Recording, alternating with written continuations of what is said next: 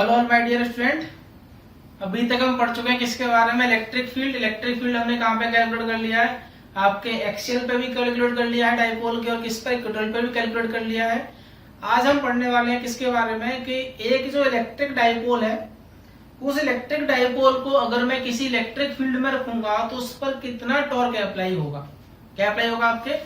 Torque. और torque के बारे में हम प्रीवियस क्लास जो हमारा 11th क्लास था उसमें भी हम क्या है डिस्कस कर चुके हैं। जो टॉर्क होता है वो टॉर्क है किसका इफेक्ट, फोर्स का ही इफेक्ट होता है। जैसे मान लीजिए मार्कर है मेरे पास, इस मार्कर पे मैं क्या करूं, फोर्स अप्लाई करूं, तो फोर्स अप्लाई करने पर इसमें क्या आ जाए, एक रोटेशनल इफेक्ट आ जाए। तो जो फोर्स का जो रोटेशनल इफेक्ट है वही क्या होता है, आपका टॉर्क होता है। जैसे इस पर फोर्स, कुछ इस फोर्स इधर लगाया, कुछ फोर्स इधर लगाया, तो क्या होगा, मार्कर घूमना स्टार्ट कर देगा। ये जो घूम रहा है ये भी किसकी वजह से घूम रहा है, ये भी फोर्स का ही एक पार्ट है कि इस पे फोर्स अप्लाई हुआ है तो क्या आ गया, उसकी वजह से इसमें रोटेशनल इफेक्ट आ गया। तो बॉडी को मूव कराने के लिए जो हमें चाहिए वो तो क्या होता है, फोर्स होता है। अगर किसी बॉडी को हमें क्या करना है, रोटेट कराना है, तो रोटेट कराने के लिए हमें जो चाहिए वो क्या होता है, आपका टॉर्क होता है। तो किसी भी ऑब्जेक्ट में रोटेशनल इफेक्ट लाने के लिए कौन रेस्पॉन्सिबल होता है, टॉर्क होता है। किसी भी ऑब्जेक्ट में लीनियर मोशन लाने के लिए जो कॉज काम करता है वो क्या होता है, आपका फोर्स होता है। तो फोर्स का ही एक क्या है, ये पैरामीटर है, एक पार्ट है क्या आपके टॉर्क जो है। तो देखो हमने क्या किया, डाइपोल लिया, क्या लिया गया हमने, डाइपोल। डाइपोल को मान लो आपके पास क्या है, ये मान लो हमने ए पॉइंट मान लिया, ये क्या मान लिया डाइपोल का, बी पॉइंट मान लिया, इसको हमने किसी यूनिफॉर्म इलेक्ट्रिक फील्ड ई में रख दिया। आप देख सकते हैं जब मैंने आपको बताया था क्या प्रॉपर्टीज ऑफ इलेक्ट्रिक फील्ड के बारे में, तो बताया था किसकी प्रॉपर्टी, यूनिफॉर्म इलेक्ट्रिक फील्ड की। तो यूनिफॉर्म इलेक्ट्रिक फील्ड की प्रॉपर्टी क्या बताया था कि ये जो इलेक्ट्रिक फील्ड की जो सारी लाइन होंगी वो क्या होंगी, एक दूसरे के पैरेलल होंगी। साथ ही साथ बताया था कि इनकी डिस्टेंस जो होगी वो क्या होगी, इक्वल होगी। ऐसा नहीं कि दो लाइन की डिस्टेंस तो क्या है, ये है, और एक थर्ड लाइन हमने बनाया ये, इसका डिस्टेंस क्या है, देखो इन दोनों से क्या ज्यादा है।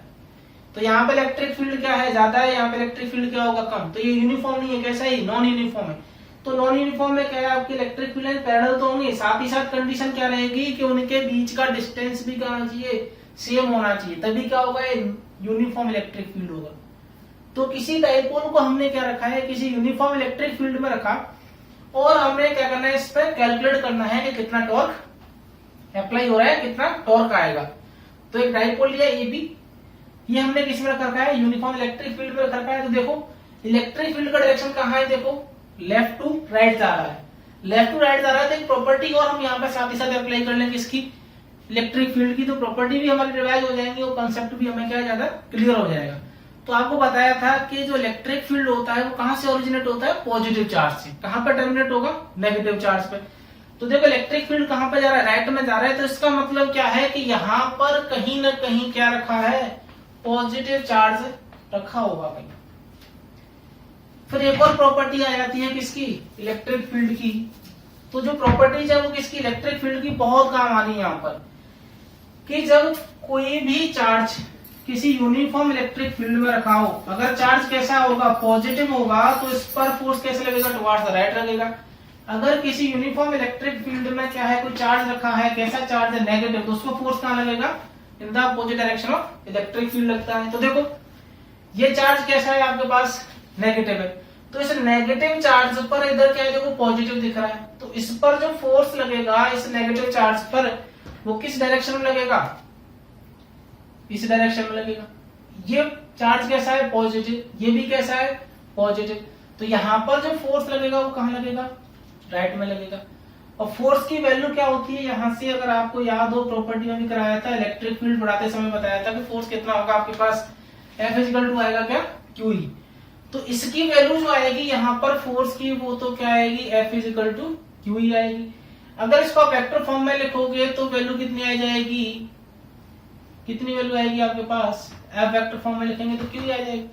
यहाँ पे वैल्यू देखें तो फोर्स की कितनी आएगी, अगर मैग्नीट्यूड की बात करें तो कितना होगा, QE होगा। अगर वेक्टर फॉर्म में लिखेंगे तो यहाँ पे क्या आ जाएगा, मैंने बताया था कि चार्ज को हमेशा विद क्या रखेंगे, प्रॉपर साइन। तो चार्ज कैसे यहाँ पे नेगेटिव है, तो यहाँ पे क्या आ जाएगा, -Q आ जाएगा।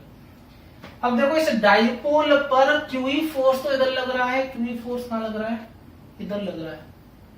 तो थोड़ा सा हमें क्या है, इसको लिंक करने के लिए, अच्छे समझने के लिए आपको 11th क्लास का जो टॉर्क का जो इफेक्ट है वो भी थोड़ा बहुत आपको क्या है पता होना चाहिए। तो जैसे आपके पास क्या है, कोई हम एक ऑब्जेक्ट लेते थे, ये है आपके पास, इस ऑब्जेक्ट पे एक फोर्स हमने ऐसे लगाया, एक फोर्स हमने इस तरह से लगाया। अगर दोनों ही फोर्स क्या है आपके पास सेम है तो ये ऑब्जेक्ट का ना तो कोई मोशन होता था, ना ही इस ऑब्जेक्ट का कोई रोटेशन होता था। ये कौन सी कंडीशन थी? इक्विलिब्रियम वाली कंडीशन है। इक्विलिब्रियम के लिए कंडीशन आपको दो बताई गई थी, या दो होती है, कौन कौन सी? एक तो नेट फोर्स क्या होना चाहिए? जीरो होना चाहिए। दूसरा क्या होता है आपके पास? नेट टॉर्क भी जीरो होना चाहिए। तो यहाँ पर दोनों ही केस दिख रहे हैं आपको, नेट फोर्स भी जीरो, नेट टॉर्क भी क्या है? जीरो, क्योंकि ना तो ये मूव कर रही ना ये रोटेट कर रही। अगर नेट टॉर्क जीरो नहीं होगा तो ऑब्जेक्ट क्या करेगा? रोटेट करेगा। नेट फोर्स जीरो नहीं होगा तो ऑब्जेक्ट क्या करेगा? मूव करेगा, रेक्टिलिनियर मोशन होगा उसका। एक दूसरा एग्जांपल है, मान लो क्या है, रॉड है हमारे पास, इस रॉड पर हमने एफ फोर्स तो यहाँ पर लगाया और एफ फोर्स हमने कहा लगाया? यहाँ लगाया। तो देखो अगर नेट फोर्स देखें तो क्या है, इस पर जीरो है, तो एक फोर्स इधर लग रहा है, एक फोर्स इधर लग रहा है, तो ये मान लो रॉड है तो क्या करेगा? ये कुछ इस तरह से क्या करेगा? रोटेशन आएगा। तो यहाँ पर नेट टॉर्क जीरो नहीं है, यहाँ पे क्या जीरो है? नेट फोर्स जीरो है। तो सिमिलर यहाँ पर देखो, दोनों अगर एग्जांपल में देखें तो ये दोनों जो फोर्स थे वो एक ही लाइन के अलोंग लग रहे थे। तो जब किसी ऑब्जेक्ट पर फोर्स अगर सेम लाइन के अलोंग क्या करेंगे? अप्लाइड होंगे, तो वहां पर नेट फोर्स भी जीरो होगा, नेट टॉर्क भी क्या होगा? जीरो होगा। अगर किसी ऑब्जेक्ट पर फोर्स जो है वो सेम लाइन के अलोंग अप्लाई नहीं है, भले ही इक्वल फोर्स लग रहे हो लेकिन सेम लाइन के अलोंग अगर अप्लाइड नहीं है, तो वहां पर क्या आएगा? नेट फोर्स तो जीरो हो जाएगा, ऑब्जेक्ट मूव तो नहीं करेगा, लेकिन यहाँ का नेट टॉर्क जीरो नहीं होगा, तो ऑब्जेक्ट क्या करेगा? रोटेट करेगा। तो वहीं से फॉर्मूला बनता था किसका? टॉर्क का। और क्या होता था कि फोर्स और इन दोनों फोर्स के बीच का परपेंडिकुलर डिस्टेंस, एक फोर्स ऐसे है, एक फोर्स ऐसे है, तो इनके बीच का जो परपेंडिकुलर डिस्टेंस क्या होता था? ये होता था। इससे किसकी कैलकुलेशन कर देते हम? टॉर्क की। तो वही कंसेप्ट देखो हम यहाँ पे अगर अप्लाई करें आप तो इजीली हमें क्या समझ में आएगा। देखो एक फोर्स लग रहा है QE, दूसरा फोर्स लग रहा है आपके पास, वो भी क्या है? QE है, लेकिन दोनों फोर्स के बीच में कुछ क्या है? परपेंडिकुलर डिस्टेंस है, यानी दोनों ही जो फोर्स है वो दोनों फोर्स किसी सेम लाइन के अलोंग नहीं लग रहे तो क्या करेंगे? इस डाइपोल को रोटेट कराएंगे, और जो रोटेशन होगा उसी से क्या आएगा? वो किसका कॉज होगा? वो टॉर्क का कॉज होगा। उसी की हमें क्या करनी है? कैलकुलेशन करनी है। तो यहाँ पर जो डाइपोल रखा हुआ है, देखो Fe फोर्स कहाँ है? इधर है, और Fe फोर्स कहाँ है? इधर है। तो नेट फोर्स तो क्या है? इस पर जीरो है, लेकिन नेट टॉर्क क्या है? इस पर जीरो नहीं है, क्योंकि दोनों ही फोर्स क्या है? सेम लाइन के अलोंग अप्लाइड नहीं है। तो क्या करेगा डाइपोल? रोटेट करेगा, और रोटेट करेगा तो उसी टॉर्क की हमें क्या करनी है? कैलकुलेशन करनी है। किसमें? जब कोई डाइपोल आपका किसमें रखा हो? यूनिफॉर्म इलेक्ट्रिक फील्ड में रखा हो। तो देखो ये जो 2a है ये तो परपेंडिकुलर डिस्टेंस है नहीं, तो परपेंडिकुलर डिस्टेंस के लिए हम क्या करें? देखो कि ये जो आपके पास क्या है? डाइपोल है, ये डाइपोल इस यूनिफॉर्म इलेक्ट्रिक फील्ड में मान लो एंगल फॉर्म कर रहा है, कितना? थीटा। कितना एंगल फॉर्म कर रहा है? थीटा एंगल फॉर्म कर रहा है। तो क्यों ना हम इस 2a के क्या कर ले? कंपोनेंट कर ले। तो 2a का कंपोनेंट करेंगे, इधर थीटा एंगल फॉर्म कर रहा है, तो ये कंपोनेंट कितना हो जाएगा? अगर कुछ इस तरह से मैं बनाऊं ये, तो ये डिस्टेंस तो कितना हो जाएगा? 2a cos theta. और इसी के अलोंग क्या लेते हैं हम? दूसरा कंपोनेंट लेंगे इसका, क्योंकि ये क्या है? 2a जो ये है ये क्या है? वेक्टर था। अगर आपको याद हो हमने किसमें देखा था? इलेक्ट्रिक डाइपोल जब हमने पढ़ा था उस समय। तो 2a cos थीटा इधर हो गया, तो ये वाला जो डिस्टेंस होगा ये कितना हो जाएगा? 2a sin theta. और वेक्टर को पैरेलली कहीं भी शिफ्ट कर सकते हैं, ये प्रॉपर्टी होती है किसकी? वेक्टर की। तो देखो ये 2a sin थीटा है, तो ये वाला डिस्टेंस जो है ये भी कितना होगा आपका? 2a sin थीटा होगा। तो ये जो डिस्टेंस है ये भी कितना हो गया आपके पास? 2a sin थीटा हो गया। तो अब क्या करना है? सिंपली हमें टॉर्क का फॉर्मूला अप्लाई करना है। टॉर्क क्या होता है? परपेंडिकुलर डिस्टेंस इन दोनों फोर्स के बीच में। तो फोर्स कौन कौन से आपके? QE। तो परपेंडिकुलर डिस्टेंस कितनी आ गई? 2a sin थीटा, तो 2a sin थीटा आ जाएगा। मैग्नीट्यूड किसी भी फोर्स कर लो, दोनों का मैग्नीट्यूड क्या है? सेम है। इसका भी क्या है? QE है, इसका भी कितना है? QE है। QE वैल्यू पुट कर देंगे। थोड़ा सा इसको क्या करेंगे? रीअरेंज कर लिया हमने। 2a QE sin theta vector form में लिखेंगे तो क्या आ जाएगा? n कैप ले लो। डायरेक्शन जो भी होगी वो हम निकाल लेंगे। और 2aq क्या होता है आपका, वही वापस से क्या आ गया, इलेक्ट्रिक डाइपोल मोमेंट आ गया, जिसकी वैल्यू क्या होती है p। तो इस 2aq को हम क्या कर देंगे, p से रिप्लेस कर देंगे, तो हमारे पास टॉर्क क्या आ जाएगा, p sin थीटा। अगर आप ध्यान से देखो तो साइन भी है, यूनिट वेक्टर भी है, और तो क्या बन जाएगा ये आपका क्रॉस प्रोडक्ट किसका, किसी दो वेक्टर का। दो वेक्टर कौन कौन से, देखो डाइपोल मोमेंट भी क्या होता है, वेक्टर क्वांटिटी होती है, इलेक्ट्रिक फील्ड भी क्या होता है, वेक्टर क्वांटिटी होती है। तो हम इसको और कैसे लिख सकते हैं, आपका तो और क्या हो जाएगा, p vector cross e vector. रही बात किसकी, अगर हमें इसकी डायरेक्शन निकालनी हो तो डायरेक्शन के लिए सबसे बढ़िया है कौन सा, right hand rule. First vector पे क्या रखो, आपका हाथ को रखो, दूसरे वेक्टर की तरफ क्या कर दो, फिंगर को कर्ल कर दो। तो जो थंब होगा वो क्या देगा आपको, डायरेक्शन देगा किसकी, वेक्टर की। जैसे आपके पास यहाँ पे देखें, p वेक्टर तो कहाँ है आपका, p वेक्टर मान लीजिए इसी के अकॉर्डिंग ले रहे हैं, तो p वेक्टर कहाँ जा रहा है, इस डायरेक्शन में जा रहा है। तो p वेक्टर तो कहाँ हो गया, ये रहा। e वेक्टर कहाँ है आपके, इस डायरेक्शन में है, ये रहा। तो आपको क्या है, टॉर्क की डायरेक्शन निकालनी है, तो क्या करेंगे, p पे तो क्या रखेंगे, हाथ रख लिया, e की तरफ क्या करेंगे, फिंगर को कर्ल करेंगे। तो देखो p पे हाथ रख के e की तरफ फिंगर कर्ल करेंगे, तो थंब कहाँ जा रहा है, अंदर की तरफ। तो इस वाले केस में जो टॉर्क का जो डायरेक्शन होगा वो कहाँ होगा, इनसाइड, कहां पर, बोर्ड की तरफ, बोर्ड में कहा, अंदर की तरफ होगा। अगर क्या होता है ये p वेक्टर मान लो इस तरह से होता, और e वेक्टर कहाँ होता है आपके, यहाँ होता, तो p पे हाथ रखते, e की तरफ क्या करते, तो थंब कहाँ आ रहा है, बाहर आ रहा है, तो इसका जो डायरेक्शन कहाँ होगा, बाहर की तरफ हो जाएगा। तो राइट हैंड रूल से हम क्या कर सकते हैं, इसका डायरेक्शन निकाल सकते हैं, लेकिन जनरली हमने क्या लिख दिया इसके लिए, एन कैप लिख लिया था, कोई दिक्कत वाली बात नहीं है। अब इसमें कुछ केस और आते हैं कि मतलब डाइपोल को जब हम क्या रखेंगे, इलेक्ट्रिक फील्ड में रखेंगे, तो कब तो ये स्टेबल होगा, कब क्या होगा, ये अनस्टेबल होगा। तो देखो, जब मान लो डाइपोल को इस इलेक्ट्रिक फील्ड में कुछ इस तरह से रख लिया, अभी तो हमने कैसे रखा है, ऐसे रखा, अब हमने क्या कर लिया, इसको इस तरह से रख लिया, तो देखो p क्या होगा, लेफ्ट से राइट होगा, e भी कहाँ है, राइट में है, डायरेक्शन देखो एरो बन रहा है। तो इस वाले केस में जो थीटा होगा, थीटा कितना हो जाएगा, 0, क्योंकि दोनों क्या है, सेम डायरेक्शन में।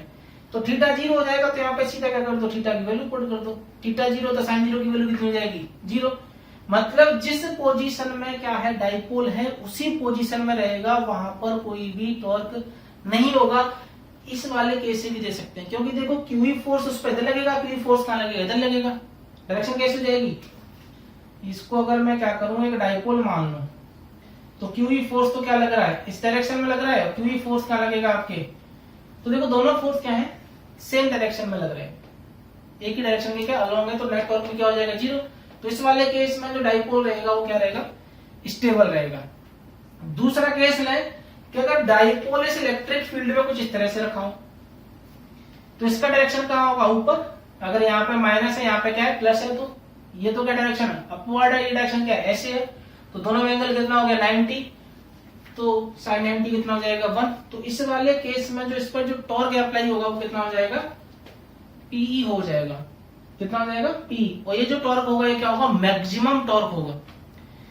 तो यहीं से हम एक और डेफिनेशन बना सकते हैं किसकी, डाइपोल मोमेंट की, इलेक्ट्रिक वाले की, कि देखो टॉर्क मैक्स क्या आ रहा है, PE आ रहा है, P क्या है, डाइपोल मोमेंट है, ये क्या है, इलेक्ट्रिक फील्ड है। तो यहां से अगर मैं लिखूं तो डाइपोल मोमेंट क्या आ जाएगा, टॉर्क मैक्स अपॉन ई, मतलब दोनों का जो रेशियो होगा उससे भी क्या आ जाएगा आपके पास, डाइपोल मोमेंट आ जाएगा। मतलब क्या है, torque max, torque per unit electric field, लेकिन टॉर्क कैसा होना चाहिए, मैक्सिमम होना चाहिए। तो उससे किसकी कैलकुलेशन आ जाएगी, इलेक्ट्रिक डाइपोल की भी आ जाएगी। एक फॉर्मूला आपके पास नया आ जाता है किसका, डाइपोल का। एक ये आपके पास क्या, 2a की। दूसरा फॉर्मूला क्या हो सकता है आपके पास, कि अगर टॉर्क मैक्सिमम दे रखा हो और इलेक्ट्रिक फील्ड दे रखा हो तो आप क्या निकाल सकते हैं, डाइपोल मोमेंट भी निकाल सकते हैं। जरूरी नहीं कि आप इसी फॉर्मूले को याद रखें, एक नया फॉर्मूला भी हमें यहाँ से मिल जाता है। नेक्स्ट केस आता है कि अगर मान लो डाइपोल का माइनस इधर हो प्लस इधर हो, तो डाइपोल मोमेंट डायरेक्शन कहाँ हो जाएगी, इधर हो जाएगी। इलेक्ट्रिक फील्ड कहाँ है, इधर है, तो इलेक्ट्रिक फील्ड इधर और डाइपोल मोमेंट इधर, तो दोनों में देखो एंगल कितना हो जाएगा, एक तो इधर जा रहा है, एक इधर जा, दोनों में एंगल कितना होगा, 180 का। जब वैल्यू रखेंगे यहाँ पर तो साइन 180 की वैल्यू तो क्या होती है, 0 होती है। तो साइन 180 की वैल्यू जैसे ही 0 आ गई तो आपको लगेगा कि डाइपोल कैसे आपका रोटेट ही नहीं करेगा, स्टेबल दिखेगा। तो मैथमेटिकली तो स्टेबल दिखेगा, लेकिन थोड़ा इसको समझे अगर बना के, तो देखो ये तो किसकी डायरेक्शन है आपके, इलेक्ट्रिक फील्ड की डायरेक्शन है। डाइपोल क्या रखा हुआ है, यहाँ पर तो प्लस चार्ज है और यहाँ पर क्या है आपके माइनस क्यू चार्ज है। मैं कई बार बता चुके हैं आपको हम कि देखो इलेक्ट्रिक फील्ड इधर जा रहा है, मतलब यहाँ पर कहीं पॉजिटिव चार्ज रखा हुआ है। तो पॉजिटिव पॉजिटिव के क्या है पास में है, तो पॉजिटिव पॉजिटिव क्या करेगा रिपेल करेगा और पॉजिटिव नेगेटिव क्या करेगा अट्रैक्ट करेगा।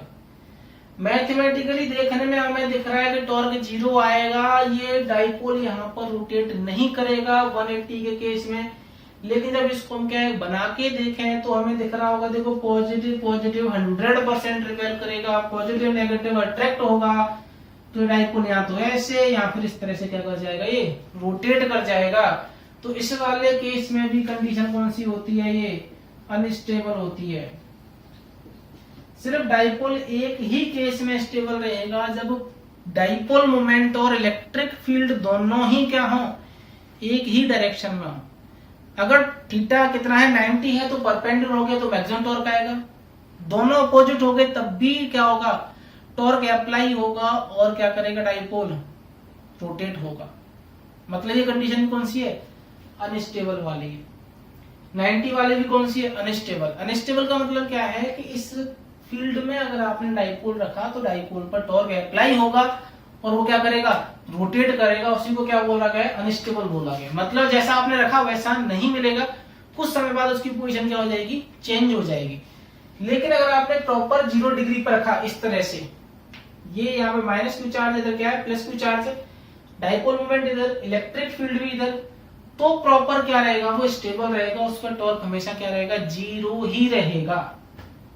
क्लियर है बात यहाँ तक। ये कहानी किसकी है, जब टॉर्क किस में रखा हुआ है यूनिफॉर्म इलेक्ट्रिक फील्ड में रखा हुआ है। अगर यूनिफॉर्म की जगह मान लो कैसा फील्ड हो नॉन यूनिफॉर्म फील्ड हो, मतलब जहां पे क्या है कहीं पे इलेक्ट्रिक फील्ड ज्यादा कहीं पे इलेक्ट्रिक फील्ड क्या कम हो, तो थोड़ा केस क्या हो जाएगा अलग हो जाएगा। तो उस केस में क्या होगा देखो थोड़ा सा समझ लेते हैं इसको भी, कि जब इलेक्ट्रिक फील्ड कैसा हो नॉन यूनिफॉर्म हो, मान लो ये कैसा फील्ड हो गया नॉन यूनिफॉर्म हो गया, तो यहाँ पर जब डाइपोल को रखा जाएगा तो देखो यहाँ पर जो फोर्स लगेगा F बराबर QE, यहाँ पे भी कितना लगेगा F बराबर QE। देखोगे तो कैसा लग रहा है फोर्स बराबर बराबर, लेकिन यहाँ पर इलेक्ट्रिक फील्ड ज्यादा है, यहाँ पे इलेक्ट्रिक फील्ड क्या है कम। तो ये वाला जो फोर्स होगा ये फोर्स भी क्या होगा ज्यादा, ये वाला फोर्स भी क्या होगा कम। तो इस बार जो है डाइपोल रोटेट ही नहीं होगा अकेला, डाइपोल रोटेट होने के साथ साथ इसका ट्रांसलेटरी मोशन भी होगा। मतलब ये डाइपोल मानना इस तरह से रखा हुआ है ये, तो डाइपोल घूमता भी जाएगा और आगे भी बढ़ता जाएगा। कब, जब डाइपोल को आपने किस में रख दिया नॉन यूनिफॉर्म इलेक्ट्रिक फील्ड में रख दिया। यूनिफॉर्म में रखा है तो इसमें सिर्फ रोटेशन इफेक्ट आएगा, ट्रांसलेशन इफेक्ट नहीं आएगा। मतलब ये अगर डाइपोल है तो इस तरह से क्या करता रहेगा ये रोटेट करता रहेगा एक ही जगह पर किसी एक फिक्स पॉइंट के अबाउट। लेकिन अगर आपने इसको नॉन यूनिफॉर्म इलेक्ट्रिक फील्ड में रख दिया तो ये रोटेट तो करेगा, रोटेशन के साथ साथ ये आगे भी बढ़ता जाएगा इस तरह से। मतलब इसमें क्या होगा, इसमें कंबाइंड रोटेशनल प्लस ट्रांसलेशनल क्या होगा मोशन होगा। किसके लिए, जब डाइपोल किस में रखा है आपके नॉन यूनिफॉर्म इलेक्ट्रिक फील्ड में रखा है। तो ये होता है आपका क्या कंप्लीट आपका टॉर्क किस पर, किसी डाइपोल पर जब वो किसी एक फील्ड में रखा है। पढ़ाई करते रहें, मिलते हैं फिर।